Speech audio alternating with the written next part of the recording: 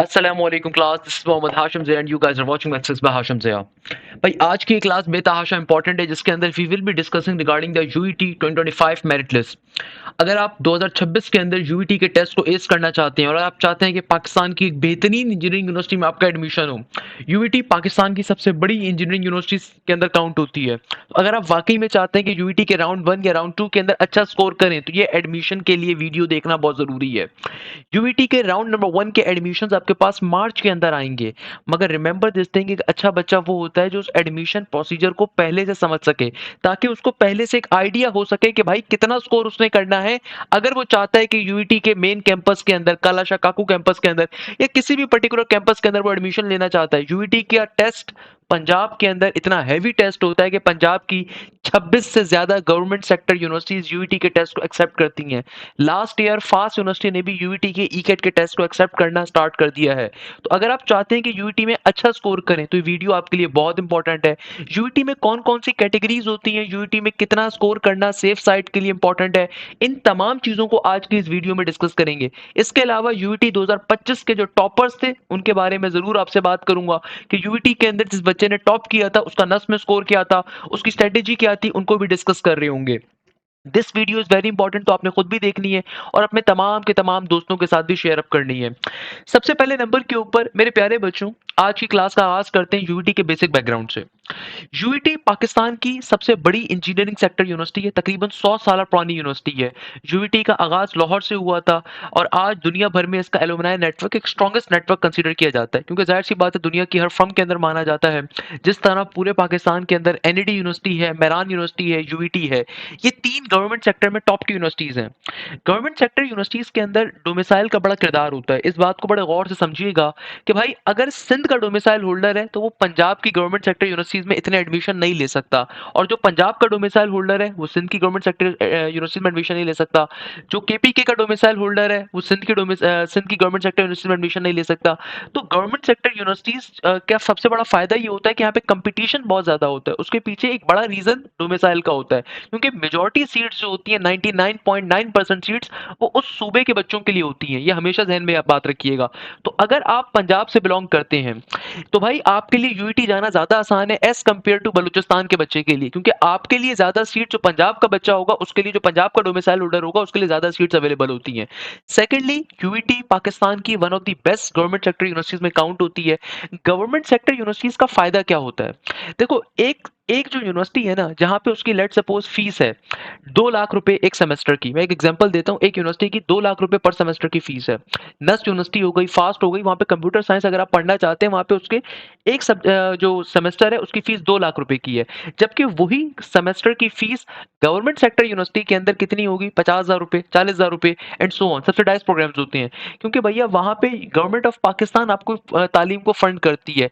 Dates the reason जो मुतवसत तबके का बच्चा होता है या एक नॉर्मल बच्चा होता है जो अपने वालिदैन के ज्यादा पैसे खर्च करवाना नहीं चाहता, तो गवर्नमेंट सेक्टर यूनिवर्सिटीज को ऑप्ट करता है। इसीलिए गवर्नमेंट सेक्टर यूनिवर्सिटीज के अंदर हमेशा आपको कंपटीशन ज्यादा मिलेगा, और यूईटी का नाम बिलाशुबा टॉप के ऊपर आता है due to its vibrant campus, due to its strong academic ties, due to its strong alumni network। तो यूईटी पाकिस्तान की one of the best universities में शुमार होती है। यूईटी के पूरे पाकिस्तान में कई कैंपस है। तो बेटा यूईटी के थ्रू आउट पाकिस्तान में कई कैंपस है, जैसे कि इनका जो मेन कैंपस है वो तो भाई अपने आप के अंदर एक पूरा शहर है। जो यूईटी का मेन कैंपस है नो डाउट बेहतरीन और सबसे बड़ा कैंपस है। इसके अलावा इनका कालाशा काकू कैंपस है, फैसलाबाद कैंपस है, नारोवाल कैंपस है, रचना कैंपस है आपके पास गुजरावाला के अंदर जो आपके पास एग्जिस्ट कर रहा है। इसके अलावा यूईटी पेशावर भी स्टैब्लिश हुई है।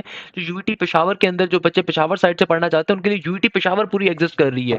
तो ये सारे के सारे यूईटी के डिफरेंट कैंपसेस हमारे पास एग्जिस्ट कर रहे होते हैं। Whenever you are applying for the UET, आपको दो बातों का बड़ा ख्याल रखना है। यूईटी के साल में 2 दफा टेस्ट कंडक्ट होते हैं। यूईटी के हमारे पास पूरे साल के अंदर 2 दफा टेस्ट कंडक्ट होते हैं। तो भाई ये कहलाता है यूईटी का जो टेस्ट होता है ना, उर्फे आम के अंदर बहुत फेमस टेस्ट है यूईटी का। यूईटी वाले जो अपने टेस्ट को ईकेट के टेस्ट से तशबीह देते हैं। अक्सर जो पंजाब के बच्चे हैं जब उनसे हम कहते हैं कि भाई कहाँ की तैयारी करनी है, वो कहते हैं ईकेट की तैयारी करनी है। तो यूईटी जो अपने टेस्ट को नाम देता है वो ईकेट का नाम देता है। ऑल्दो ईकेट के जर्नलाइज वैसे मायने होते हैं इंजीनियरिंग कॉलेजेस एप्टीट्यूड टेस्ट। आप पूरे पाकिस्तान में कभी भी इंजीनियरिंग की किसी यूनिवर्सिटी में अप्लाई कर रहे हो, कंप्यूटर साइंस के लिए अप्लाई कर रहे हो, सब ईकेट ही कहलाता है। मगर यूईटी वाले अपने टेस्ट को ईकेट कहते हैं और इन्होंने इसको एज अ ब्रांड स्टैब्लिश कर दिया है कि through out Punjab, through out KP के जब हम किसी बच्चे से कहते हैं ना कि भाई कहाँ की तैयारी करनी है, वो कहते हैं ईकेट की, तो हम समझ जाते हैं यूईटी की तैयारी करनी है। क्यों? क्योंकि यूईटी वाले अपने टेस्ट का नाम ही उन्होंने ई-कैट रखा हुआ है। तो यूईटी का जो टेस्ट होता है साल में 2 दफ़ा होता है, जो नॉर्मल बच्चों के लिए होता है। मैं स्प्रिंग एडमिशन्स की बात नहीं कर रहा, स्प्रिंग के एडमिशन्स नॉर्मल बच्चों के लिए नहीं होते, मैं उसके ऊपर बाद में आता हूँ। यूईटी का टेस्ट साल में 2 दफ़ा होता है, एक दफ़ा होता है राउंड नंबर 1, एक दफ़ा होता है राउंड नंबर 2। यूईटी का जो पहला राउंड आपके पास आ रहा है, ये आपके पास अभी मार्च के अंदर आएगा। काइंडली डेट्स को मार्क कर लीजिएगा। तो वो तमाम बच्चे जो इस वक़्त सेकंड ईयर में मौजूद हैं, ए लेवल्स के अंदर मौजूद हैं, तो यूईटी का जो फॉल के एडमिशन्स होते हैं वहाँ अप्लाई करते हो। स्प्रिंग के एडमिशन्स आप लोगों के लिए नहीं होते, क्योंकि यूईटी के जो स्प्रिंग के एडमिशन्स होते हैं वो शाम के अंदर वहाँ पे क्लासेस होती हैं और वो उन बच्चों के लिए होते हैं जिनका इंटरमीडिएट या ए लेवल्स कंप्लीट हो चुका है, जिनका डिप्लोमा कंप्लीट हो चुका है, वो स्प्रिंग के एडमिशन सिर्फ उनके लिए होते हैं। तो अक्सर जैसे बच्चे पूछते हैं कि सर मैं अभी सेकंड ईयर में मौजूद हूँ, क्या मैं स्प्रिंग में अप्लाई करूँ जो अभी फरवरी जनवरी में टेस्ट हो रहे हैं? नहीं, वो बेटा आपके लिए नहीं है वो टेस्ट। वो आपके लिए टेस्ट नहीं है, आपको देने की जरूरत नहीं है और उसमें मेन कैंपस की सीट्स बहुत कम थी। उसमें कालाशाह काकू कैंपस के अंदर शाम की क्लासेस थी नॉर्मली, तो वो आपके लिए नहीं है। अगर आप यूईटी जाना चाहते हैं, काफी सारे बच्चे, काफी सारे एलुमनाइज अपने बच्चों को भेजना चाहते हैं, उनकी सीटें मुक्सत होती हैं, वहाँ पे सीटें उनकी मौजूद होती हैं, तो काफी सारे बच्चे जाना चाह रहे होते हैं यूईटी। तो ये चीज जहन में रखिएगा कि भाई यूईटी का जो पहला टेस्ट आपके पास आएगा फॉल का मतलब होता है वो तमाम बच्चे जो सब सेकंड ईयर में मौजूद हैं, ए लेवल्स में मौजूद हैं, जिनको एडमिशन अगस्त के अंदर चाहिए होता है। अगस्त में जब एडमिशन चाहिए होगा उसके लिए टेस्ट आपका भी मार्च में होगा और फरवरी के अंदर, जनवरी एंड के अंदर यूईटी के फॉर्म्स आ जाएंगे आपके पास। तो यूईटी का राउंड नंबर 1 आपके पास मार्च में होगा। राउंड नंबर 2 यूईटी का जैसे ही आपके इंटर के पेपर्स एंड होते हैं ना, उससे 3 से 4 दिन के बाद होता है। तो भाई अगर आपने अभी तक तैयारी स्टार्ट नहीं करी, आपको खुदारा तैयारी अभी से स्टार्ट करनी है। एक तो अक्सर हमारे बच्चे जो है ना ख्वाब खरगोश के मजे ले रहे होते हैं। देखो अगर आप तैयारी स्टार्ट नहीं करोगे, आप अभी तक बहुत पीछे हो लोगों से। नॉर्मली जो हमारे इनिशियल बैचेस स्टार्ट होते हैं बेटा जुलाई एंड के अंदर होते हैं, उस वक्त से बच्चे तैयारी स्टार्ट कर देते हैं। अभी आप दिसंबर की 28 तारीख पे खड़े हो, दिसंबर एंड पे खड़े हो एक तरीके से। तो भाई अगर आपने अभी तैयारी स्टार्ट नहीं करी, आप ज्यादती कर रहे हो अपने साथ, क्योंकि आपको कोर्स मल्टीपल टाइम्स कवर करना है, क्योंकि यूईटी का टेस्ट पाकिस्तान के एक टफेस्ट टेस्ट के अंदर से आता है। कैसे, मैं भी आगे चल के बताऊंगा। खैर, यूईटी के आपके पास 2 राउंड्स होंगे, एक मार्च के अंदर होगा, पहले से मैं आपको इन्फॉर्म कर रहा हूं कि जो मार्च वाला टेस्ट होगा ये रमजानों के अंदर होगा, तो भाई और आप पे प्रेशर होगा। और दूसरा टेस्ट आपके पास जून में होगा। यूईटी का जो ओवरऑल टेस्ट होता है ना भैया, ये होता है 400 मार्क्स का। यूईटी का टेस्ट कितने नंबर का होता है? 400 नंबर का। इसमें होते तो 100 एमसीक्यूज हैं, मगर ये टेस्ट होता है 400 नंबरों का। तो बेटा अगर हम यूईटी के टेस्ट की बात करें, तो यूईटी का जो हमारे पास टेस्ट कंडक्ट होता है, यूईटी का जो टेस्ट होता है, ये जहन में रखिएगा, ये 400 मार्क्स का टेस्ट होता है भाई, 400 मार्क्स का। और यूईटी के टेस्ट के सब्जेक्ट्स कौन कौन से होते हैं? If you are applying in any engineering और द कंप्यूटर साइंस प्रोग्राम, तो भैया यूईटी के टेस्ट के अंदर 4 सब्जेक्ट्स होते हैं। ये नस का या जीआईके की तरह का टेस्ट नहीं होता। अगर आप यूईटी में अप्लाई कर रहे हैं तो यहाँ पे 4 सब्जेक्ट्स होंगे। पहले नंबर के ऊपर आपके पास सब्जेक्ट कौन सा होगा भाई? पहले नंबर के ऊपर आपके पास मैथ्स का पोर्शन होगा। जो बच्चे इंटरमीडिएट के अंदर या ए लेवल्स के अंदर उन्होंने कंप्यूटर साइंस पढ़ा है, आईसीएस पढ़ा हुआ है, प्री इंजीनियरिंग पढ़ी है, तो उनके टेस्ट के अंदर मैथ्स का पोर्शन आएगा 30 एमसीक्यूज के लिए। सिमिलरली सेकंड पोर्शन जो यूईटी के टेस्ट का होता है, यहाँ पे आपके पास फिजिक्स आती है और फिजिक्स का पोर्शन भी आपके पास 30 नंबर्स का होता है, 30 एमसीक्यूज का होता है। थर्ड नंबर के ऊपर यूईटी के टेस्ट के अंदर आपके पास केमिस्ट्री का पोर्शन होता है या फिर कंप्यूटर का पोर्शन होता है और ये भी 30 एमसीक्यूज का होता है। फोर्थ नंबर के ऊपर आपके पास इंग्लिश का पोर्शन आता है और ये 10 एमसीक्यूज का होता है। तो ओवरऑल आपके टोटल मार्क्स जो बनते हैं, टोटल 100 आपके एमसीक्यूज फॉर्म होते हैं। टोटल कितने एमसीक्यूज आपके बन गए? 100। मैथ्स का पोर्शन 30 एमसीक्यूज का होगा। अच्छा, जो बच्चे प्री मेडिकल बैकग्राउंड के होते हैं उनके टेस्ट के अंदर बायो का पोर्शन आता है। फिजिक्स का पोर्शन 30 एमसीक्यूज का होता है। जो बच्चे आईसीएस बैकग्राउंड के होते हैं उनके टेस्ट में स्टैट्स का पोर्शन पे 30 एमसीक्यूज का आता है। जो बच्चे केमिस्ट्री बैकग्राउंड के होते हैं उनके टेस्ट के अंदर 30 एमसीक्यूज आते हैं। नहीं तो जो बच्चे कंप्यूटर साइंस बैकग्राउंड के होते हैं उनके टेस्ट में कंप्यूटर का पोर्शन आएगा 30 एमसीक्यूज का। एक क्वेश्चन के बारे में अक्सर बच्चे कंफ्यूज होते हैं, सर मैं इंटरमीडिएट बैकग्राउंड से हूं, मैं ए लेवल्स बैकग्राउंड से हूं, मैं कल को लेट सपोज मैं कल को कंप्यूटर के पढ़ना चाहता हूँ, सॉफ्टवेयर इंजीनियरिंग करना चाहता हूँ, कंप्यूटर साइंस करना चाहता हूँ, तो मेरे टेस्ट के अंदर सर वो केमिस्ट्री का पोर्शन आएगा, कंप्यूटर का पोर्शन आएगा? अक्सर बच्चों का एक क्वेश्चन होता है और अक्सर बच्चे एग्जाम से पहले तक इस बात में कंफ्यूज रहते हैं। हमेशा याद रखिएगा, aptitude test depends upon your intermediate and the A level side. अगर आपने अपने इंटर के अंदर केमिस्ट्री पढ़ी है तो आपके टेस्ट में केमिस्ट्री का पोर्शन आएगा। अगर आपने अपने ए लेवल्स के अंदर कंप्यूटर पढ़ी है या आपने अपने इंटरमीडिएट में केमिस्ट्री पढ़ी है, तो जो आपने इंटर या ए लेवल्स में पढ़ा है वही आपके टेस्ट में पोर्शन आएगा। ये जहन में रखिएगा। इर्रिस्पेक्टिव के कल को आप किस फील्ड में जाना चाहते हो। जैसे कि अभी रिसेंटली एक बच्चे का मेरे पास क्वेश्चन आया, वो बच्चा कहता है कि सर मैंने इंटर में तो कंप्यूटर पढ़ी है, कल को मैं केमिस्ट्री पढ़ना चाहता हूँ, तो मेरे टेस्ट में केमिस्ट्री आएगी ना? नहीं। आपने अगर इंटर या ए लेवल्स में कंप्यूटर पढ़ी है, आपके टेस्ट में कंप्यूटर का पोर्शन आएगा। यस, आप जब टेस्ट क्लियर कर लेते हो ना, उसके बाद फिर आपको यूनिवर्सिटी खुद वो केमिस्ट्री का सब्जेक्ट पढ़ाएगी अगर आप प्योर इंजीनियरिंग की फील्ड में जाओगे। क्योंकि पाकिस्तान इंजीनियरिंग काउंसिल का 2022 के अंदर डिसीजन था, since I am designated engineer, verified PSC engineer. इस वक्त जो पाकिस्तान इंजीनियरिंग काउंसिल के चेयरमैन है वो डॉक्टर सरोज अशमत लोधी साहब हैं, वो एनईडी के मेरे उस्ताद थे। तो पॉइंट इज दैट कि भाई उनका एक डिसीजन है 2022 का।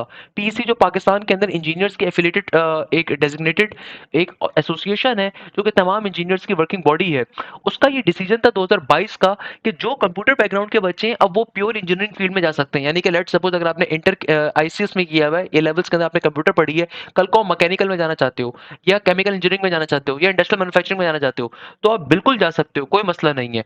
आपके टेस्ट में अगर कंप्यूटर का पोर्शन आएगा, जब आप एडमिशन हासिल कर लोगे तो उसके बाद यूनिवर्सिटी आपको फर्स्ट सेमेस्टर के अंदर खुद non credit hour course chemistry को ऑफर करेगा ताकि आप बाकी बच्चों के बराबर आ सको, वो आपको क्लियर करना होता है। मगर अभी टेस्ट की जब हम बात करें तो टेस्ट के अंदर वही सब्जेक्ट आएगा जो आपने इंटर या लेवल में पढ़ा हुआ था, पहली चीज। दूसरे नंबर के ऊपर यूईटी का टेस्ट, मैं ये मेरिट लिस्ट समझाने से पहले क्यों डिफाइन कर रहा हूं, ताकि आपको ये बात आइडिया हो सके कि भाई इसको समझना बहुत जरूरी है। यूईटी के टेस्ट के अंदर टोटल 400 मार्क्स का टेस्ट होता है, मगर आपके पास टोटल एमसीक्यूज कितने होते हैं खुद सोचो। टोटल एमसीक्यूज आपके पास 100 होते हैं। यूईटी के टेस्ट के अंदर आपके पास जो टोटल एमसीक्यूज है ना, 100 एमसीक्यूज आ रहे हैं टोटल। आपके पास टोटल कितने एमसीक्यूज आ रहे हैं? 100 एमसीक्यूज एग्जिस्ट करते हैं यूईटी के टेस्ट के अंदर। एक एमसीक्यू सही करने पे आपको मिलते हैं 4 नंबर। अगर आप एक एमसीक्यूज के अंदर सही ऑप्शन लगाकर आते हो तो आपको कितने नंबर मिलेंगे? 4 नंबर मिलेंगे। और एक एमसीक्यूज गलत सॉल्व करने के ऊपर आपके कितने नंबर कट होते हैं? -1 कट होता है। यानी कि यूईटी के टेस्ट के अंदर नेगेटिव मार्किंग भी है, कैलकुलेटर भी अलाउ नहीं होता। तो अब यहां से देखो डिफिकल्टी लेवल कितना ज्यादा है। नस से ज्यादा लोग डिफिकल्ट लेवल कहते हैं यूईटी का, नस से ज्यादा। क्यों? क्योंकि यूईटी के टेस्ट में 100 एमसीक्यूज हैं, 100 आपको जो है ना मिनट्स मिलते हैं। एक एमसीक्यू सॉल्व करने के लिए 1 मिनट का टाइम गिवन होता है। तो यहाँ पे कंपिटिटिव लेवल ऑफ नस थोड़ा ज्यादा आ गया, क्योंकि नस के अंदर 54 सेकंड्स का टाइम है एक एमसीक्यू सही करने के ऊपर। सिंस हमारे बच्चों की नस के अंदर भी टॉप पोजीशन है, यूटी में भी टॉप पोजीशन है। नस 2026 जो नेट नंबर 1 कंडक्ट हुआ उसके अंदर पूरे पाकिस्तान से इस बच्चे ने टॉप किया, उसका नाम अरसलान फैसल है। उसके बड़े भाई अब्दुल रहमान फैसल ने यूटी में भी टॉप किया था, नस में भी टॉप किया था, जीआईके में भी टॉप किया था। आज वो जीआईके में बैठे हुए। अगर आप यूट्यूब पे जाकर लिखेंगे ना अब्दुल रहमान फैसल, उनकी पॉडकास्ट भी आ जाएगी। इसके अलावा पूरे पाकिस्तान से इस वक्त जो नस में जिस बच्चे ने सेकंड पोजीशन ली है, सनी कुमार महेश्वरी, वो भी हमारे बैच का बच्चा है। 2026 के नेट नंबर 1 जो भी नवंबर दिसंबर में कंडक्ट हुआ। तो भाई बताने का मकसद ये कि नस का कंपटीशन लेवल थोड़ा ज्यादा इसलिए होता है क्योंकि नस के अंदर एक एमसीक्यू सॉल्व करने के लिए आपके पास सिर्फ 54 सेकंड का टाइम गिवन है, 53 पॉइंट समथिंग। वाइल यूटी के अंदर एक एमसीक्यू सॉल्व करने के लिए 1 मिनट का टाइम गिवन होता है। मगर यहां पे आता है एक और चीज, नस के टेस्ट में नेगेटिव मार्किंग नहीं है, जबकि यूईटी के टेस्ट में नेगेटिव मार्किंग है। तो भाई यूईटी के टेस्ट के अंदर एक एमसीक्यू अगर सही करोगे ना, राइट करने के ऊपर, एक एमसीक्यू सही करने के ऊपर आपको 4 नंबर मिलते हैं। जबकि आप अगर एक एमसीक्यू गलत सॉल्व करोगे, एक एमसीक्यू अगर आप गलत सॉल्व करोगे तो आपको क्या मिलेगा? -1 हो जाएगा। यानी कि जो एक सही नंबर था वो आपका कैंसिल आउट हो जाएगा, एक सही नंबर जो आपका था वो गलत हो जाएगा, एक सही नंबर आपका कट जाएगा। ये जहन में रखिएगा। तो भाई ये चीज इसके टेस्ट को ज्यादा कॉम्पिटिटिव बनाती है। तो यूईटी का टेस्ट जो होता है टोटल 400 नंबर का होता है। तो याद रखिएगा, अगर आप यूईटी के टेस्ट के अंदर 300 प्लस का स्कोर करते हो, it is a good score, 300 plus. और अगर आप चाहते हो कि आपका डायरेक्ट एडमिशन हो जाए, यानी कि आपको बिल्कुल सेफ साइड के ऊपर, तो 350 प्लस के ऊपर आपकी पोजीशन होती है, मेरिट लिस्ट में आप टॉप के ऊपर होते हो। और लास्ट ईयर जिस बच्चे ने यूईटी में टॉप किया था उसने नस के अंदर भी 10वीं पोजीशन ली है इंजीनियरिंग और सीएस के अंदर। इस बच्चे का नाम है गौस मोहम्मद, जो हमारे बैच नंबर 1 का स्टूडेंट था। इस बच्चे ने यूईटी के टेस्ट के अंदर राउंड नंबर 1 के अंदर 382 के नंबर लेके यूईटी के टेस्ट में टॉप किया था। और इस बच्चे ने नस के अंदर नेट नंबर 2 में 162 का स्कोर किया था, और नेट नंबर 3-4 के अंदर इस बच्चे का फिर 168 या 169 का स्कोर था। तो शुरू की टॉप 10 या टॉप 12 मेरिट पोजीशंस के अंदर बच्चा एग्जिस्ट करता है नस के अंदर भी। इस बच्चे का नाम है गौस मोहम्मद। इसके अलावा उस्मान अहमद 372 स्कोर, इब्राहिम मोहम्मद 363, हसन तनवीर 352, जैनुल आबिद 350। तो कई बच्चों ने, हमारे बैचेस से कई बच्चों ने 300 प्लस का स्कोर किया था अल्हम्दुलिल्लाह। 350 बेटा 300 वाले तो अल्हम्दुलिल्लाह जबरदस्त बेतहाशा बच्चे थे, और मोर देन 10 स्टूडेंट ऐसे थे जिन्होंने 350 प्लस का स्कोर किया था, क्योंकि 350 plus is a very good score in the UET, और 300 plus is a good score. भाई anything that is above 300 is a very very very good score, और 350 प्लस वाले तो एक्सलेंट बच्चे होते हैं, एक्सलेंट बच्चे होते हैं। तो भैया याद रखिएगा, यूईटी का जो टेस्ट होता है इसमें टोटल 400 मार्क्स का टेस्ट होता है, टोटल 400 मार्क्स का टेस्ट होता है। और इन 400 में से भाई यूईटी मेरा अपना घर है अल्हम्दुलिल्लाह ज़बरजल, तो यूईटी के अंदर अल्हम्दुलिल्लाह मोर देन आपके पास अगर आप 300 प्लस का स्कोर कर रहे हो, it's a very good score. 350 plus तो एक्सेप्शनल स्कोर है। यूईटी के टेस्ट को पूरे पाकिस्तान में 26 से ज्यादा यूनिवर्सिटीज ऐसी हैं जो एक्सेप्ट करती हैं। तो बेटा अगर आप यूईटी के टेस्ट के अंदर अच्छा परफॉर्म करते हैं तो फास्ट यूनिवर्सिटी ने भी लास्ट ईयर ईकेट के टेस्ट को एक्सेप्ट करना स्टार्ट कर दिया है। इसके अलावा पाकिस्तान के अंदर 26 से ज्यादा ऐसी यूनिवर्सिटीज हैं जो यूईटी के टेस्ट को एक्सेप्ट करती हैं। 26 से ज्यादा ऐसी यूनिवर्सिटीज हैं जिसके अंदर आपके पास government college of technology railway road है, इसके अलावा आपके पास government college of technology Faisalabad है, कायदे आजम यूनिवर्सिटी है Sahiwal campus, Sharif college of engineering है आपके पास रायवंड के ऊपर, Swedish college of engineering technology Rahim Yar Khan है, एनएफसी इंस्टीट्यूट, एनएफसी एक बहुत बड़ा नाम है फैसलाबाद के अंदर। टेस्ट को पूरे पाकिस्तान में कौन कौन सी यूनिवर्सिटी एक्सेप्ट करती हैं, उससे पहले जो मैंने आपको बात बताई, जैसे हम आपको अपनी बैजेस के अंदर जो है ना एक एक डिटेल्स प्रोवाइड कर रहे होते हैं। जब when you are in our batches तो हम आपको ऑलरेडी स्टार्टिंग क्लासेस के अंदर एक एक चीज डिफाइन करते हैं कि भैया कौन सी यूनिवर्सिटी की गाइडेंस वगैरह and so on.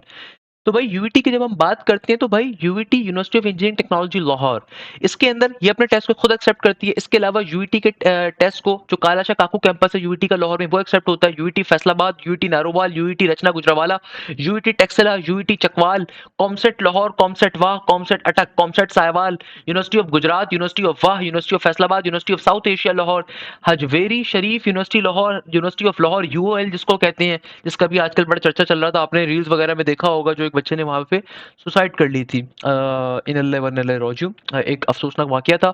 University of central Punjab Lahore, high tech university Taxila cantt, university of college government college university Lahore, government college university Faisalabad, Fatima Jinnah women university Rawalpindi, university of Punjab Islamic university Bahawalpur, Khwaja Farid university Rahim Yar Khan, NFC, NFC के बारे में जैसे आपको ऑलरेडी बताया, NFC institute of engineering technology Khanewal, NFC Faisalabad, इस IST अपना test conduct नहीं करता भाई, वो एक्सेप्ट ही एनटीएस को यूईटी के टेस्ट को एक्सेप्ट कर रहा होता है। तो ये वो तमाम यूनिवर्सिटीज हैं, 26 से ज्यादा पंजाब की यूनिवर्सिटीज ऐसी हैं जो कि यूईटी के टेस्ट को एक्सेप्ट करती हैं। तो यानी कि यूईटी एक ब्रांड है, यूईटी एक मदर है भैया, जो अपने जिसकी कई शाखें निकली, जिससे कई शाखें प्रोड्यूस हुई, 26 से ज्यादा और इससे कई गुना ज्यादा यूनिवर्सिटीज पूरे पंजाब में ऐसी हैं जो कि सेकंड टियर यूनिवर्सिटीज जो कि यूईटी के एक्सेप्ट करती हैं।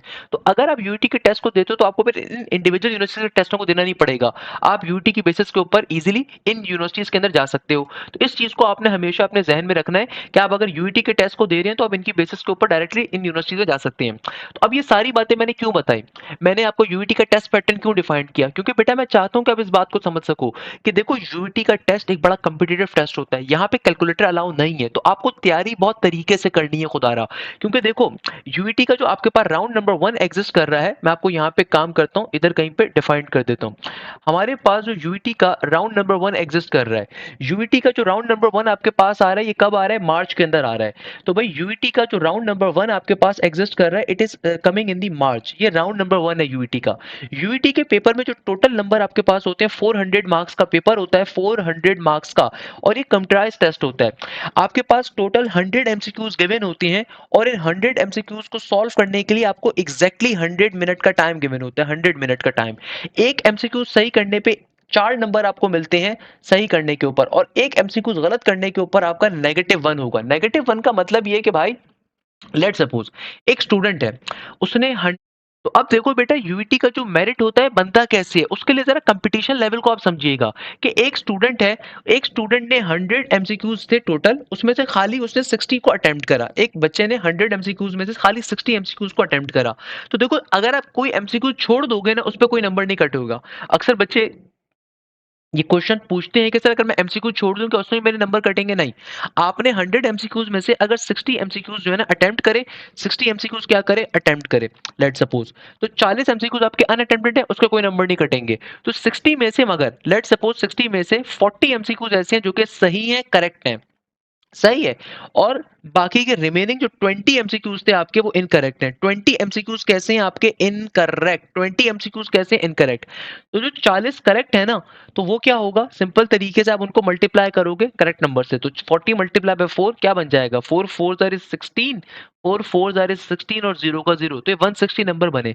और ये 20 जो आपने इनकरेक्ट करे हैं ना, तो 20 को किससे मल्टीप्लाई करोगे, एक इनकरेक्ट एमसीक्यूज का मतलब है -1, तो 20 इंटू -1 -20 बन गया।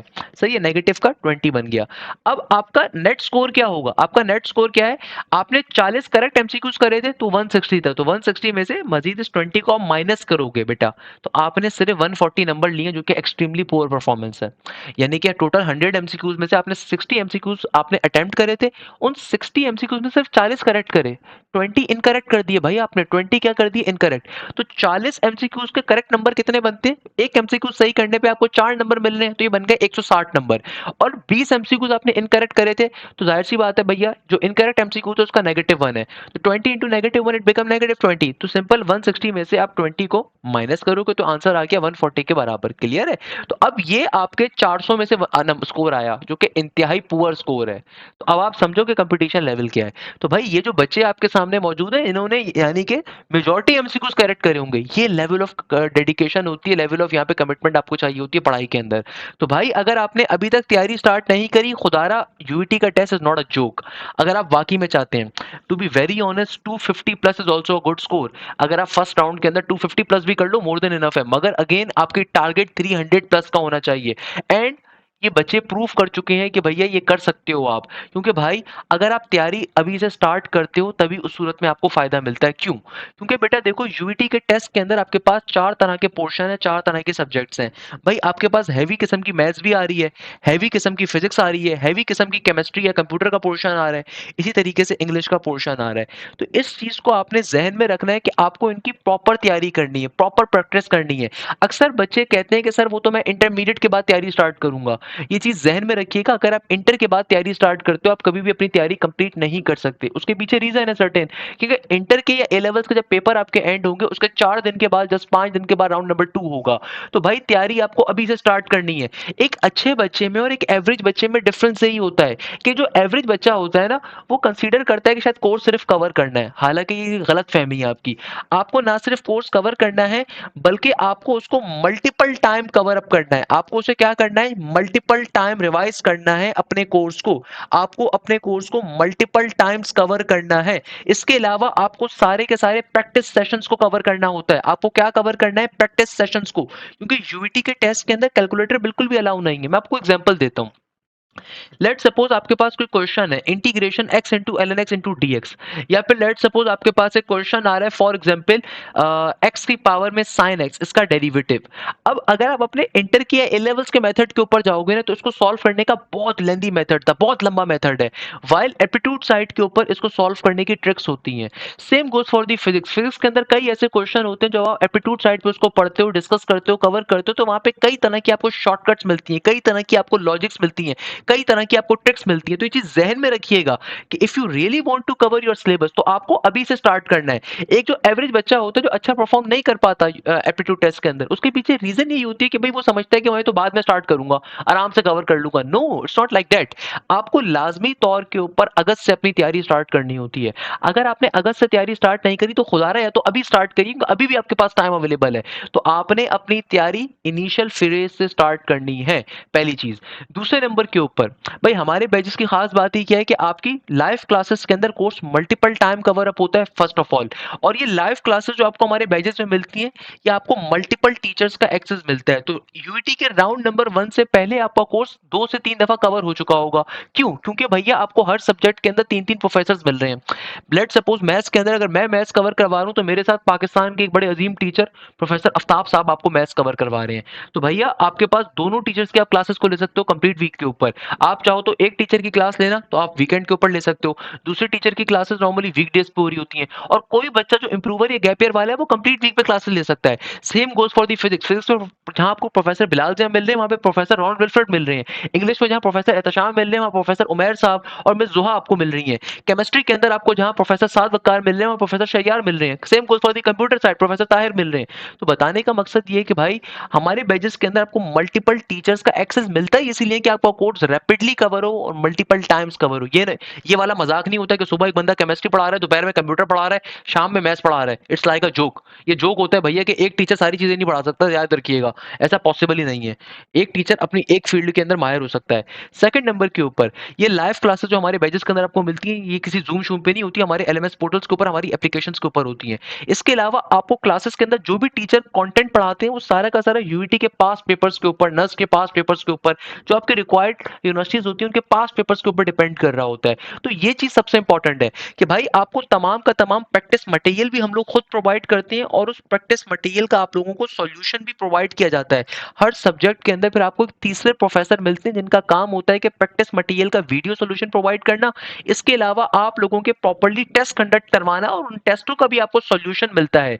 इसके अलावा जो बच्चे बैचेस का हिस्सा है उनको पता है कि आप लोगों को हम लोग स्पेसिफिकली टॉपिकल पास पेपर्स फंक के, और ना सिर्फ वो प्रोवाइड कर रहे हैं बल्कि स्मार्ट बोर्ड के ऊपर उनका डिटेल्ड सॉल्यूशन भी आप लोगों को मिल रहा होगा ऐप के ऊपर। तो ये खास फीचर है। इसके अलावा आप लोगों की प्रॉपर्ली डाउट क्लासेस कंडक्ट होती हैं भैया। जो थर्ड प्रोफेसर हैं आपको उनसे पढ़ने का भी मौका मिलता है हर सब्जेक्ट के अंदर, कि आप लोगों की प्रॉपर्ली लाइव डाउट क्लासेस होती हैं। लाइव क्लासेस तो आपकी अलहदा होती होती हैं, मगर लाइव डाउट क्लासेस भी होती हैं।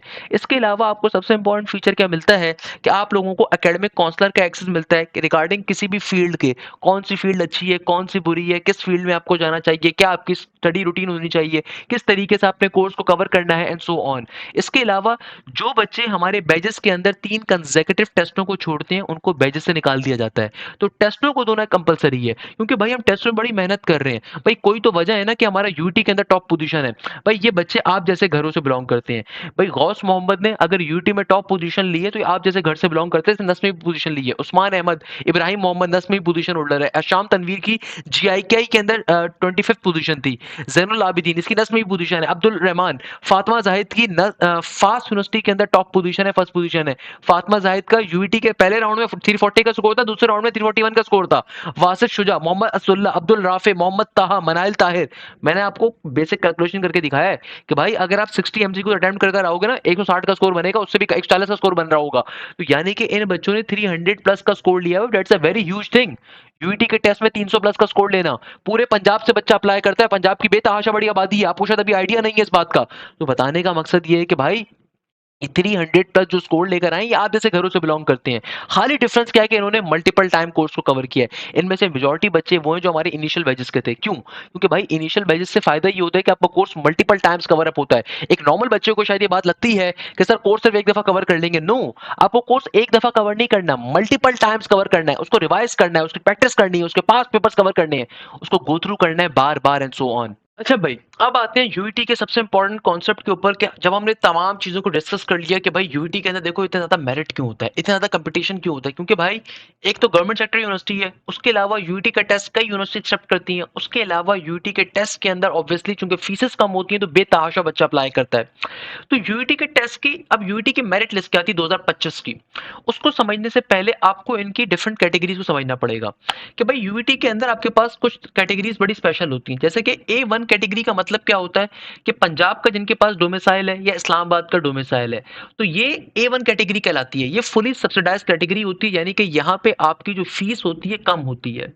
इसका मतलब A2 का मतलब क्या होता है, पंजाब का डोमिसाइल है, इस्लामाबाद का डोमिसाइल है, तो यहाँ पे आपको पार्शियली सब्सिडाइज फीस देनी होती है। यानी कि भैया इसका मतलब ये कि अगर लेट सपोज टोटल आपकी डिग्री की फीस है 6.5 लाख रुपए, यानी कि 4 साल की डिग्री की कॉस्ट आपको 6.5 लाख रुपए अगर पड़ रही है, एक साल में 2 सेमेस्टर्स होते हैं, तो आप सिंपल तरीके से 6.5 लाख को 8 डिवाइडेड बाय 8 कर दें तो आपके पास एक सेमेस्टर की कॉस्ट आ जाएगी। तो A1 कैटेगरी के ऊपर जो फीस होगी ना वो कम होगी काफी ज्यादा। A2 कैटेगरी के ऊपर वो फीस थोड़ी ज्यादा होगी, क्योंकि जाहिर सी बात है यहाँ पे पार्शियली सब्सिडाइज्ड है। इसके अलावा M कैटेगरी का मतलब होता है अगर आपका डोमिसाइल पंजाब का या इस्लामाबाद का है और आप यूईटी के एम्प्लॉय हो, के बच्चे हो या बेटी हो, यानी कि भाई आपके वालिदैन यूईटी में पढ़ाते हैं और आपके पास डोमिसाइल पंजाब का इस्लामाबाद का है। N कैटेगरी का मतलब क्या होता है कि भाई आपका पंजाब का डोमिसाइल है, इस्लामाबाद का डोमिसाइल है, और आपके वालिदैन प्रॉपर इंजीनियर है, पीएससी रिकॉग्नाइज्ड। ओ कैटेगरी का मतलब क्या होता है कि आप पंजाब डोमिसाइल हो या इस्लामाबाद डोमिसाइल है और आप यूईटी एलुमनाई के, यानी कि आपके वालिदैन ने कभी ना कभी यूईटी से तालीम हासिल करी थी, तो आप उस कैटेगरी पे अप्लाई कर सकते हो। एस कैटेगरी का मतलब होता है, ओ कैटेगरी, एस कैटेगरी का मतलब क्या होता है कि भाई any domicile son daughter of Pakistani who is working overseas, यानी कि भाई वो तमाम बच्चे जिनके पास कोई भी डोमिसाइल है, पंजाब का, सिंध का, केपीके का, बलूचिस्तान का, कोई भी डोमिसाइल है और आपके वालिदैन ओवरसीज पे अगर काम कर रहे हैं। टी कैटेगरी का मतलब होता है कि आपका डोमिसाइल पंजाब का या इस्लामाबाद का है और आप डिफरेंटली एबल्ड हैं, यानी कि भाई आप माजूर हैं या कोई भी आपके अंदर कोई नुक्स एग्जिस्ट कर रहा है। इसी चीज को यहाँ पे डिटेल में भी समझिए से, अगर आप मजीद डिटेल में समझना चाहते हैं डिफरेंट तरह की कैटेगरीज को, उसके सिंबल्स का मतलब क्या है, तो आप सिंपल गूगल पे जाके सर्च करेंगे तो आपके पास एक पूरी पीडीएफ फाइल आ जाएगी। आप इसको मजीद डिटेल में समझ सकते हैं कि भाई कौन सी कैटेगरी कहाँ की है, किस कैटेगरी के अंदर क्या चीज आपके पास आ रही है, किस कैटेगरी का क्या बुनियादी मायने होते हैं, बी कैटेगरी के बच्चे कौन सी कैटेगरी के ऊपर लाए कर रहे होते हैं, सी कैटेगरी कौन सी है, डी कौन सी है, ई कौन सी है, एच कौन सी है, तो आपके पास डिटेल पूरी आ जाती है। आसान तरीन भाषा में अगर मैं आपको बताऊं ना, नॉर्मली क्योंकि मेजोरिटी पंजाब का बच्चा अप्लाई करता है यूईटी साइट के ऊपर, क्योंकि बाकी प्रोविंसेस की सीट्स बिल्कुल ना होने के बराबर होती हैं। तो आसान तरीन भाषा में जहन में रखिएगा, A1 कैटेगरी, A2 कैटेगरी और A2M। A1 कैटेगरी का मतलब होता है जो आपकी मेरिट की सीट्स हैं। A2 कैटेगरी का मतलब होता है आसान भाषा में सेल्फ फाइनेंस की कैटेगरी, जहां पे फीसेस काफी ज्यादा होंगी। और A2M का मतलब होता है self finance with the pre medical. आसान तरीन भाषा के अंदर मैं आपको डिफरेंस बता देता हूँ, बाकी आप इसको, इस पूरे चार्ट को आप खुद गो थ्रू कर सकते हैं, तो यहाँ पे आपको सारी की सारी कैटेगरीज मिल जाएंगी। आप इसको आराम से बैठ के आराम से स्टडी वगैरह कर सकते हैं इजीली। खैर, अगर ये चीज आपने देख ली तो अब आते हैं जरा मेरिट लिस्ट को देखते हैं कि इस साल की यूईटी की हमारे पास मेरिट लिस्ट क्या एग्जिस्ट कर रही थी। तो भाई यूईटी की हमारे पास मेरिट लिस्ट किसके बराबर थी, अगर हम इस मेरिट लिस्ट के ऊपर हम मूव करें, तो मेरे प्यारे बच्चों हमारे पास 2025 की जो सबसे पहले लाहौर कैंपस का जो यूईटी आ रहा है, लाहौर कैंपस के अंदर यूईटी आर्टिफिशियल इंटेलिजेंस A2M का मतलब क्या है, self finance for the pre medical, यानी कि जो पार्शियली सब्सिडाइज फील्ड है। तो यहाँ पे आपके पास आर्टिफिशियल इंटेलिजेंस का एग्रीगेट था 75.85। Automotive engineering A1 category morning के अंदर 77.01 के ऊपर क्लोज हुई थी। किस पे क्लोज हुई थी, 77.01 के ऊपर। ये चीज जहन में रखिएगा। ये आपके पास क्या है, ये आपके पास मेरिट है, यानी कि मेरिट है। मेरिट का मतलब क्या होता है, मेरिट आपके पास कैलकुलेट किया जाता है टेस्ट प्लस आपके एफएससी या ए लेवल्स के नंबर्स के बाद, आपके एफएससी और ए लेवल्स के नंबर के बाद आपका पर्टिकुलरली मेरिट कैलकुलेट होता है। तो इस चीज को आपने अपने जहन में रखना है, सही है ना बेटा, इस चीज को आपने अपने जहन में रखना है। अच्छा, मैं आपको यहाँ पे एक चीज डिफाइन कर देता हूँ कि आपने अगर यूईटी का अपना मेरिट कैलकुलेट करना है तो यूईटी का मेरिट कैलकुलेट, अच्छा यहाँ पे काबिल गौर बात क्या है कि भाई ये एग्रीगेट है, ये मेरिट है। तो मेरिट हमेशा टेस्ट और आपके इंटर और मैट्रिक को मिला के बनता है। तो यूईटी का मेरिट फॉर्मूला लास्ट ईयर्स के अंदर क्या आता है, इसको जरा समझिएगा कि if you are applying in the UET, तो यूईटी का मेरिट फॉर्मूला क्या है भाई, ईकेट का। अगर आप इंजीनियरिंग के किसी भी प्रोग्राम में अप्लाई कर रहे हैं तो ईकेट आपका 50% आपका जो, इसको सॉरी, इसको हम कह सकते हैं कि ईकेट हमारा 33% के ऊपर काउंट हो रहा है, सही है। ईकेट का टेस्ट यानी कि यूईटी का जो अपना टेस्ट है 33% पे काउंट होगा। बाकी के जो आपके 17% आ रहे हैं ये आपका मैट्रिक काउंट होता है। इंजीनियरिंग के प्रोग्राम्स के अंदर जो आपका मैट्रिक होता है ये आपका 17% के ऊपर काउंट होता है, जबकि आपके पास जो आपका इंटरमीडिएट या फिर ए लेवल्स होता है ये आपका 50% पे काउंट होता है। यानी कि 50% नंबर आपके काउंट होते हैं आपके इंटरमीडिएट साइड से, 17% आपके नंबर काउंट होते हैं आपके मैट्रिक साइड से, और ईकेट का 33% काउंट होता है। इसका मतलब क्या है कि लेट सपोज एक बच्चे ने ईकेट के टेस्ट के अंदर स्कोर करे 320, उसके मैट्रिक के अंदर उसकी लेट सपोज परसेंटेज थी 83 की, और इंटर के अंदर इस बच्चे की परसेंटेज है 80 की, तो आपका स्कोर कैसे कैलकुलेट होगा कि भाई जो भी आपने ईकेट के अंदर टोटल नंबर लिए हैं ना, इस टोटल नंबर को पहले तो आप इसकी परसेंटेज निकालोगे 100 से। तो भाई 320 को आप डिवाइड करवाओगे 400 के ऊपर मल्टीप्लाई बाय 100, तो यहाँ से आपकी ईकेट की परसेंटेज आ जाएगी। तो जो भी आपका आंसर है, जो भी यहाँ से आपका आंसर है, आपने फिर करना क्या है, मैं आपको चलिए कैलकुलेट करके बता देता हूं कि सिंपल तरीके से, नहीं तो यूईटी की वेबसाइट के ऊपर एग्रीगेट कैलकुलेटर एग्जिस्ट कर रहा होता है। तो मैं आपको अगर बताऊं तो मेरे पास से क्या बन जाएगा, अगर मैं सिंपल तरीके से 320 को डिवाइड करवाता हूं 400 के ऊपर, फिर इसको आपका जो भी आंसर आया 0.8 का, इसको आपने मल्टीप्लाई करवा देना है 100 के साथ, तो 80 आ गया। तो अब ये जो आपके पास आंसर आया है ना, इसका 33% काउंट होगा। 33% का मतलब है 0.33, फिर प्लस का साइन। मैट्रिक के अंदर अगर आपने 83 नंबर लिए, 83 परसेंटेज लिए, तो 83 थ्री का 17% काउंट होगा यानी कि 0.17, और इंटरमीडिएट के अंदर लेट सपोज ए लेवल का किसी बच्चे ने 80% नंबर लिए तो 80 का 50% काउंट होगा यानी कि 0.50। तो यहाँ से आपके पास आपका पर्टिकुलरली क्या आ जाएगा, यहाँ से आपके पास आपका फाइनली रिजल्ट कैलकुलेट होकर आ जाएगा। तो आपका लेट सपोज 80 का हमने लिया 0.33, सही है, फिर प्लस का साइन, 83 का आपने लिया 0.17, फिर प्लस का साइन, फिर 80 का 0.5। तो आपका जो एग्रीगेट बन गया वो बन गया 80.51 का। तो ये आपका एग्रीगेट है। तो अगर आप किसी भी इंजीनियरिंग प्रोग्राम में अप्लाई कर रहे हो, कंप्यूटर इंजीनियरिंग के अंदर, सॉफ्टवेयर इंजीनियरिंग के अंदर, ये उसका होता है, या मैकेनिकल इंजीनियरिंग के अंदर, केमिकल इंजीनियरिंग प्रोग्राम में अगर अप्लाई करो तो ये एग्रीगेट फॉर्मूला होता है। वाइल अगर किसी भी आईटी के बीएस प्रोग्राम में अप्लाई कर रहे हो तो वहां पे आपके पास जो फॉर्मूला होता है एग्रीगेट कैलकुलेट करने का फॉर्मूला, वो थोड़ा डिफरेंट होता है। वहां पे एग्रीगेट कैलकुलेट करने का फॉर्मूला क्या होता है, वहां पे आपके पास सिंपल तरीके से एग्रीगेट कैलकुलेट करने का फॉर्मूला होता है कि भाई आपके पास सिंपल तरीके से 25% आपका मैट्रिक काउंट होगा। वहां पे क्या होता है बेटा, वहां पे हमारे पास मैट्रिक की परसेंटेज काउंट होती है 25%। मैट्रिक आपका काउंट होता है 25% के ऊपर। इसी तरीके से हमारे पास सिंपल तरीके से 45% आपका इंटरमीडिएट या ए लेवल्स काउंट होगा, 45% आपका इंटरमीडिएट या ए लेवल्स काउंट होगा, और 30% आपके पास काउंट होगा आपका ई कैट। ई कैट आपका कितना काउंट होगा, 30। ई कैट आपका काउंट कितना होगा, 30% का ई कैट काउंट होगा। तो अगर आप किसी भी आईटी प्रोग्राम में अप्लाई करो तो ये फिर मेरिट फॉर्मूला आपका काउंट किया जा रहा होता है। अब जरा वापस आओ, तो भाई यहाँ पे जो एग्रीगेट है ये मेरिट, यानी कि जो आपका मेरिट निकल कर आएगा आफ्टर योर इंटरमीडिएट, मैट्रिक और टेस्ट के नंबर मिलाने के बाद, तो फिर आपका वो मेरिट लिस्ट तभी आपकी बनती है। तो ये आपके पास आ रहा है। तो ऑटोमोटिव इंजीनियरिंग A2 की कैटेगरी के ऊपर 69.31 पे क्लोज हुई थी। बैचलर्स ऑफ बिजनेस एडमिनिस्ट्रेशन यानी कि बीबीए A1 मॉर्निंग के ऊपर, A1 का मतलब मैंने ऑलरेडी बता दिया, मेरिट यानी कि जो मेरिट सीट्स हैं, मेरिट बेस्ड सीट्स हैं। A2 का मतलब क्या, सेल्फ फाइनेंस वाली, यानी कि जो पार्शियली सब्सिडाइज्ड सीट्स हैं। तो A1 के ऊपर ये 70.39 के मेरिट के ऊपर गया था। Bachelor of business administration A2 के ऊपर 52.30 के ऊपर गया था। जबकि बीबीए A1M के ऊपर गया था, यानी कि A1M का मतलब है जो बच्चे मेरिट के ऊपर अप्लाई कर रहे हैं प्लस प्री मेडिकल बैकग्राउंड के, इनके ऊपर ये 56.30 पे गया था। जबकि बीबीए आपके पास A2M के ऊपर गया था 64.37। बीबीए जबकि A2 मॉर्निंग के ऊपर गया था 50.18 के ऊपर। सिमिलरली जो A2M था, A2M यहाँ पे मॉर्निंग के ऊपर ही गया था 67.69 के ऊपर। Bachelor of information technology A1 के ऊपर ये 82.39 पे गया था, और आपके पास A2 के ऊपर इंफॉर्मेशन टेक्नोलॉजी 68.54 के ऊपर गया था। इसी तरीके से अगर हम आगे बढ़ते हैं तो यहाँ पे देखिएगा आपके पास अप्लाइड कंप्यूटिंग का जो प्रोग्राम आ रहा है A1 कैटेगरी के ऊपर, ये हमारे पास क्लोज हुआ था 77.60 के ऊपर। अप्लाइड कंप्यूटिंग A2 के ऊपर क्लोज हुआ था 64.64 के ऊपर। अप्लाइड कंप्यूटिंग A1M के ऊपर क्लोज हुआ था 78.35 के ऊपर। जबकि अप्लाइड कंप्यूटिंग A2M के ऊपर 65.58 के ऊपर गया था। आर्किटेक्चरल इंजीनियरिंग की अगर हम बात करें तो भैया आर्किटेक्चरल इंजीनियरिंग जो हमारे पास आ रही है ये आपके पास A1 कैटेगरी के ऊपर 78.27 पे गया था। सिमिलरली हमारे पास सिंपल तरीके से आर्किटेक्चरल इंजीनियरिंग A2 के ऊपर मॉर्निंग पे 74.09 पे गया था। आर्किटेक्चर मॉर्निंग पे 78.84 पे गया था, जबकि A2 कैटेगरी के ऊपर 73.75 पे गया था। आर्टिफिशियल इंटेलिजेंस A2 कैटेगरी 78.89, जबकि A2 category for the morning के ऊपर ये 70.75 पे गया था। AI A2M के ऊपर गया था 82.38 के ऊपर।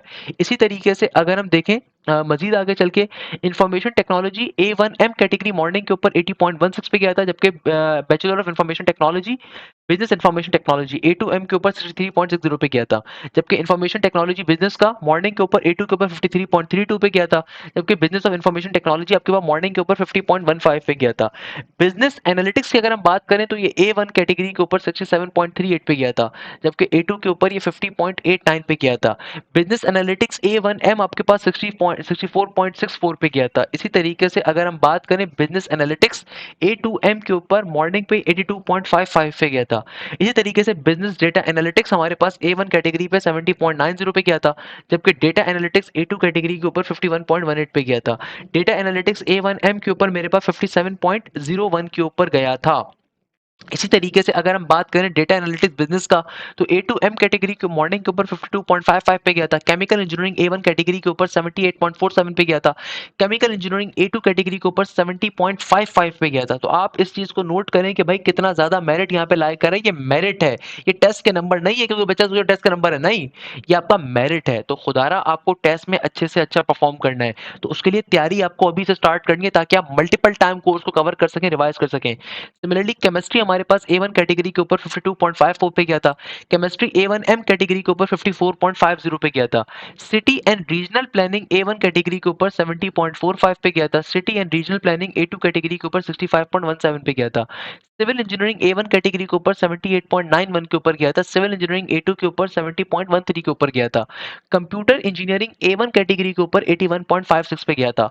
कंप्यूटर इंजीनियरिंग A2 कैटेगरी के ऊपर 70.68 के ऊपर गया था। तो ये आपके पास बेसिक चीज है। इसी तरीके से लाहौर कैंपस की अगर हम बात करें तो साइबर सिक्योरिटी लाहौर कैंपस के अंदर आपके पास A2M कैटेगरी के ऊपर मॉर्निंग पे 71.57 पे गया था। Electrical engineering A1 category morning के ऊपर 80.35 पे गया था, जबकि इलेक्ट्रिकल इंजीनियरिंग A2 कैटेगरी के ऊपर 72.36 पे गया था। इंग्लिश लैंग्वेज एंड लिटरेचर आपके पास मॉर्निंग के ऊपर 66.27 पे गया था, जबकि English language and literature A1 category के ऊपर A1M कैटेगरी के ऊपर 50.65 पे गया था। Environmental engineering A1 category morning के ऊपर आपके पास 70.55 पे गया था, जबकि अगर हम इन्वायरमेंटल साइंसेस की बात करें A1 कैटेगरी के ऊपर 59.80 पे गया था। इन्वायरमेंटल साइंसेस A1M कैटेगरी के ऊपर 75.61 पे गया था। A2M इन्वायरमेंटल साइंसेस गया था 65.36 के ऊपर। A1 गेमिंग एंड एनिमेशन 77.93 पे गया था। Gaming and animation A2 category के ऊपर 63.70 के ऊपर गया था। लाहौर कैंपस उनका सबसे बड़ा कैंपस, सबसे ज्यादा फील्ड ऑफर करता है। कंप्यूटर साइंस की जो सारे बच्चे वेट कर रहे होंगे, तो A1 कैटेगरी के ऊपर मॉर्निंग पे ये लास्ट बच्चा जो एंटर हुआ वो 85.83 के मेरिट स्कोर पे एंटर हुआ था, यानी कि 85.83 का मेरिट। अब आप सोचिए कितना ज्यादा बच्चों ने टेस्ट में स्कोर किया होगा, कितने ज्यादा बच्चों ने 300 प्लस का स्कोर किया होगा। दैट्स द रीजन कि we are telling you again and again, खुदारा खुदारा खुदारा टेस्ट की तैयारी स्टार्ट करिए। यूईटी के टेस्ट के अंदर नेगेटिव मार्किंग अलाउ होती है, तो इसका मतलब ये है कि भैया आपको गलत ऑप्शंस बिल्कुल मार्क नहीं करने। आपको इतनी अच्छी तैयारी करनी है कि आप जितने क्वेश्चन अटेम्प्ट करो सारे करेक्ट हो, गलती का कोई चांस ही पैदा नहीं होता। इसी तरीके से कंप्यूटर साइंस A2 कैटेगरी के ऊपर 80.92 पे गया था, यानी कि सेल्फ के ऊपर भी 80.92 पे गया है। A1M कैटेगरी के ऊपर 89.42 पे गया है। A1M कैटेगरी के ऊपर 89.42 पे गया है, जबकि A2M कैटेगरी के ऊपर 82.81 पे गया है। Computer science simple A2 category के ऊपर मॉर्निंग के अंदर आपके पास 72.57, जबकि A2M कैटेगरी के ऊपर 78.02 कैटेगरी के ऊपर। अच्छा, दो दो जो आपको यहाँ पे दिख रहे हैं उसका मतलब ये कि भाई DA वालों के लिए भी साथ साथ होते हैं। साइबर सिक्योरिटी A1 कैटेगरी के ऊपर 81.68, साइबर सिक्योरिटी A2 कैटेगरी के ऊपर 75.80, जबकि A1M कैटेगरी के ऊपर मॉर्निंग में 87.41, साइबर सिक्योरिटी मॉर्निंग के ऊपर A2M कैटेगरी के ऊपर 80.67, साइबर सिक्योरिटी A2 कैटेगरी के ऊपर 68.57 के ऊपर आपका खत्म हुआ। इंटीरियर डिजाइनिंग की अगर हम बात करें, जिन बच्चों को इंटीरियर डिजाइनिंग का शौक होता है, तो A1 कैटेगरी के ऊपर ही 81.27 पे गया था।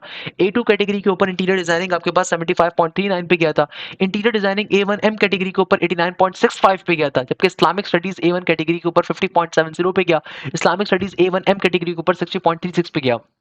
अगर हम बात करें लॉजिस्टिक्स की एंड सप्लाई चेन मैनेजमेंट की, तो A1 कैटेगरी के ऊपर ये हमारे पास गया था सिंपल तरीके से 53.08 के ऊपर, जबकि logistics and supply chain management A2 category के ऊपर 60.78 पे गया। A1M कैटेगरी के ऊपर 69.50 कैटेगरी पे गया, जबकि A2M कैटेगरी के ऊपर 75.71 कैटेगरी के ऊपर गया। सही है। मटेरियल साइंसेज A1 कैटेगरी के ऊपर 52.74 की उसके ऊपर गया था। मटेरियल साइंसेज A2 कैटेगरी के ऊपर 69.95 की कैटेगरी के ऊपर गया था। It's a very normal thing कि कितना ज्यादा आपके पास मेरिट्स आ रहा है अच्छी फील्ड्स के ऊपर। Similarly gaming and animation A1M category आपके पास ये गया था 75.13। सिमिलरली A2M कैटेगरी के ऊपर ये गया था 70.88 के ऊपर। जियोलॉजिकल इंजीनियरिंग A1 कैटेगरी के ऊपर ये आपका क्लोज हुआ था 57.92 के ऊपर। इंडस्ट्रियल एंड मैन्युफैक्चरिंग की जहां हम बात कर रहे हैं तो ये कैटेगरी आपके पास 70.64 की थी।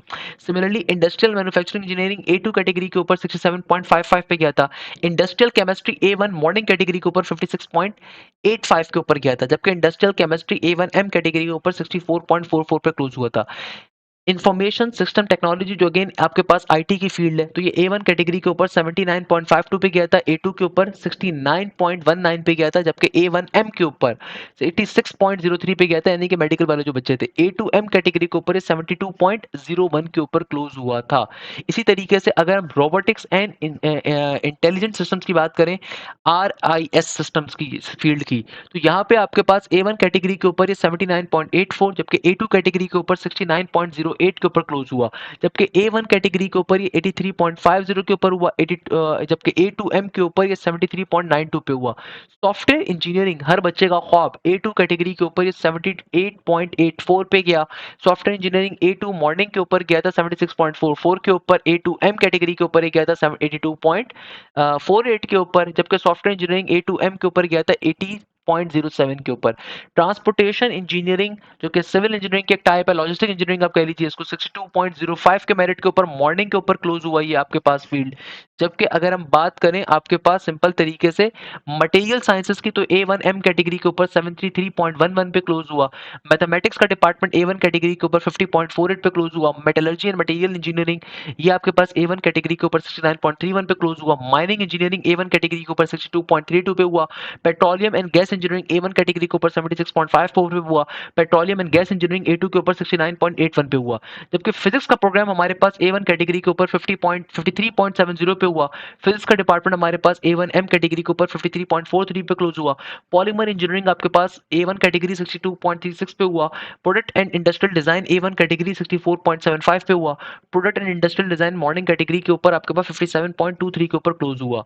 सही है। इसी तरीके से अगर हम बात करें अब कालाशाह काकू कैंपस की, तो कालाशाह काकू कैंपस जो आपके पास एक और यूईटी का लाहौर कैंपस है, सब कैंपस है, तो यहाँ पे फूड साइंस एंड टेक्नोलॉजी का जो प्रोग्राम था A1 कैटेगरी के ऊपर 62.745 पे हुआ, जबकि A1M कैटेगरी के ऊपर 52.12 पे हुआ। Information system technology A1 category के ऊपर 70.87 पे गया, A2M कैटेगरी के ऊपर ये 65.80 पे गया, जबकि A2 category Kalashah Kaku campus के ऊपर इंफॉर्मेशन सिस्टम टेक्नोलॉजी हमारे पास 54.35 पे गया। जबकि अगर मैकेनिकल इंजीनियरिंग की बात करें तो A1 कैटेगरी के ऊपर 69.82, मैकेनिकल इंजीनियरिंग सबकी इंजीनियरिंग की जान A2 कैटेगरी के ऊपर 66.92 पे क्लोज हुआ। इसी तरीके से सॉफ्टवेयर इंजीनियरिंग A1M कैटेगरी के ऊपर 84.38 पे क्लोज हुआ। A1 कैटेगरी के ऊपर 79.99 पे हुआ, जबकि A2M कैटेगरी के ऊपर 74.36 के ऊपर हुआ, जबकि सॉफ्टवेयर इंजीनियरिंग A2 कैटेगरी के ऊपर 66.06 के ऊपर हमारे पास क्लोज होने के ऊपर गई। इसी तरीके से अगर हम बात करें अलग अलग करें, बायोमेडिकल इंजीनियरिंग A2 की कैटेगरी के ऊपर ये 58.73 पे गई थी, A2M के ऊपर ये 73.01 पे गई थी, जबकि बायोमेडिकल साइंसेज A2M के ऊपर 73.01 पे गई थी, A1 के ऊपर ये आपके पास गई थी 66.91 के ऊपर। सिमिलरली बायोमेडिकल साइंसेज A1M के ऊपर 58.80 पे क्लोज हुई थी। केमिकल इंजीनियरिंग A1 कैटेगरी के ऊपर आपके पास 64.77 पे क्लोज हुई थी, जबकि केमिकल इंजीनियरिंग A2 कैटेगरी के ऊपर 56.73 पे गई थी। केमिस्ट्री का डिपार्टमेंट A1M कैटेगरी के ऊपर 70.31 पे क्लोज हुआ था हमारे पास।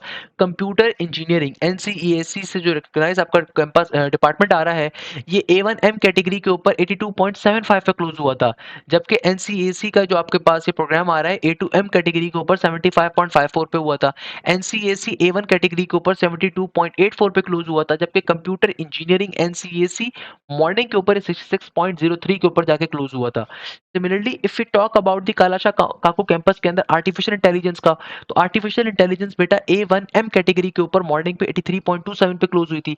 आर्टिफिशियल इंटेलिजेंस A1 कैटेगरी के ऊपर 74.60 पे क्लोज हुई थी, जबकि bachelors of business administration A1M category के ऊपर 58.28 पे क्लोज हुआ था।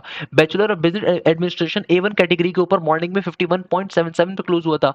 इसी तरीके से बिजनेस ऑफ इंफॉर्मेशन टेक्नोलॉजी 52.37 पे जाके क्लोज हुआ था।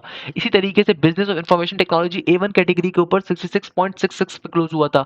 इसी तरीके से बिजनेस ऑफ इंफॉर्मेशन टेक्नोलॉजी 62.17 पे क्लोज हुआ था। इसी तरीके से business of information technology morning के ऊपर 61.90 पे क्लोज हुआ था। अगर हम बायोमेडिकल इंजीनियरिंग की बात करें तो A1M कैटेगरी के ऊपर ये 83.81 पे गया था, जबकि बायोमेडिकल इंजीनियरिंग A2M कैटेगरी के ऊपर 76.02 पे क्लोज हुआ था, जबकि बायोमेडिकल इंजीनियरिंग A1 कैटेगरी के ऊपर 70.09 के ऊपर हमारे पास क्लोज हो रहा था। इसी तरीके से अगर हम बात करें कालाशाह काकू कैंपस के कंप्यूटर साइंस प्रोग्राम की, तो computer science program of Kalashah Kaku campus A1M category के ऊपर 84.34 पे, यानी कि यहाँ पे अगर आप देखो तो जितने भी IT रिलेटेड प्रोग्राम्स आ रहे हैं, कंप्यूटर रिलेटेड प्रोग्राम्स आ रहे हैं, सारे 80 प्लस के एग्रीगेट पे जा रहे हैं। और 80 प्लस का एग्रीगेट का मतलब क्या है कि आपके ईकेट का टेस्ट, आपका इंटर ए लेवल्स और आपके मैट्रिक में अच्छे स्कोर होने चाहिए। तो खुदारा ये चीज जहन में रखिएगा, खुदारा ये चीज जहन में रखो कि अगर तैयारी स्टार्ट नहीं करी, पढ़ना स्टार्ट कर दीजिए।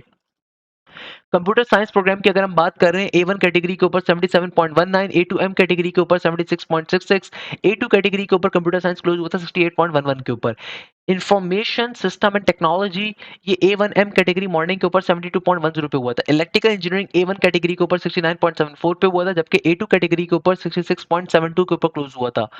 Energy system and management A1M category के ऊपर 81.94 पे हुआ था। Energy system and management A1 category के ऊपर 56.48 पे हुआ था। Food sciences and human nutrition आपके पास A2M कैटेगरी के ऊपर 63.33 पे क्लोज हुआ था, जबकि food sciences and human nutrition आपके पास A1M कैटेगरी के ऊपर 57.22 पे क्लोज हुआ था। इसी तरीके से अगर आप आगे जाते जाएंगे तो ये हमारे पास इंक्रीज होते जाएंगे। तो बताने का मकसद ये कि देखो ये तमाम के तमाम प्रोग्राम्स वो हैं जो कि आपके पास हाईएस्ट मेरिट्स के ऊपर क्लोज हुए थे, हाईएस्ट मेरिट्स के ऊपर। तो भाई ये तमाम वो बच्चे हैं जिन्होंने अपने लिए अच्छे तरीके से तैयारी करी, अच्छे तरीके चीज़ों को कवर अप किया। एक चीज़ खुदारा यहाँ पे ज़हन में रखिए, मैं बार-बार यूईटी का पैटर्न आपको डिफाइन कर रहा हूँ कि भाई यूईटी के टेस्ट के अंदर 4 सब्जेक्ट्स हैं, आपको चारों सब्जेक्ट्स की अच्छे से तैयारी करनी है। चारों सब्जेक्ट अक्सर बच्चे इंग्लिश को छोड़ देते हैं या फिजिक्स या केमिस्ट्री में वैसी एफर्ट्स नहीं करते जैसे मैथ्स में कर रहे होते हैं। फिजिक्स केमिस्ट्री में ज़्यादा एफर्ट्स कर ली, मैथ्स में इतनी एफर्ट्स नहीं कर सके। तो चारों सब्जेक्ट्स को आपने इक्वली टाइम देना है। चारों सब्जेक्ट्स के आपने टीपीपीस लाजमी तौर पे सॉल्व करने जो आपको बैजेस के अंदर हम प्रोवाइड कर रहे हैं, टॉपिकल पास्ट पेपर्स इनको लाजमी तौर पे कवर करें। स्पेसिफिकली आपको प्रैक्टिस मटेरियल जो प्रोवाइड किया जा रहा है वो सारा का सारा पास्ट पेपर्स बेस्ड है खुदारा। तो भाई प्रैक्टिस मटेरियल की लाजमी तौर पर प्रैक्टिस करें। इसके अलावा जितने पास्ट पेपर्स हमने आपको कवर करवाए रहे हैं उसको कवर करें, आप आराम से 300 प्लस का स्कोर इजीली कवर कर सकते हैं। इसके अलावा लाइव क्लासेस ना छोड़ें, अगर लाइव क्लासेस आपकी मिस हो जाती है आपको उसकी रिकॉर्डिंग की प्रोवाइड की जा रही होती है। तो भाई बैच का फायदा ही ये होता है, भाई यूट्यूब सब तैयारी नहीं कर सकते क्योंकि यूट्यूब के ऊपर डेमो लेक्चर हम डाल रहे होते हैं। यूट्यूब के ऊपर आपको गाइडेंस नहीं मिल रही, कोई प्रॉपर आपके पास कोई प्रॉपर गाइड नहीं है, प्रॉपर आपके पास स्कीम नहीं है पढ़ने की। वाइल बैजेस के अंदर फायदा क्या होता है कि आपका course multiple time cover up होता है। जो पर्क्स हम आपको बैजेस में प्रोवाइड कर रहे हैं आपको कहीं और नहीं मिल रहे, कि भाई बैजेस के अंदर आपका course multiple time cover up होता है और हमारी तमाम की तमाम क्लासेस जो कवर अप होती हैं ये सारी की सारी क्लासेस आपकी एप्लीकेशन के जरिए, पोर्टल के जरिए कंडक्ट हो रही होती हैं, जूम शूम पे नहीं कंडक्ट होती।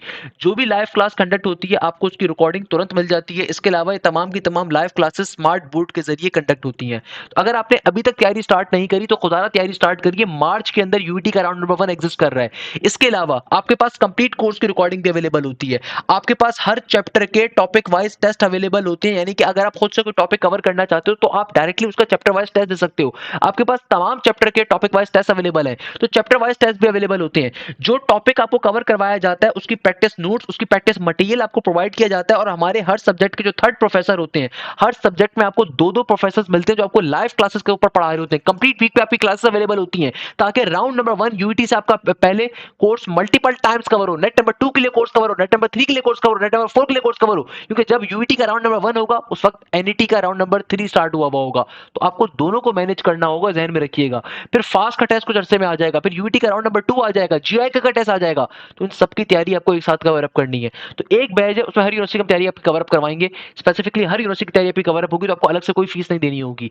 इसके अलावा अगस्त 2026 तक एक्सेस होगा जहां पे आपका multiple time course cover up होगा। तो क्लास में टीचर जो भी चीज आपको कवर अप करवाएंगे, मल्टीपल टीचर्स होंगे, हर सब्जेक्ट के दो दो प्रोफेसर होंगे।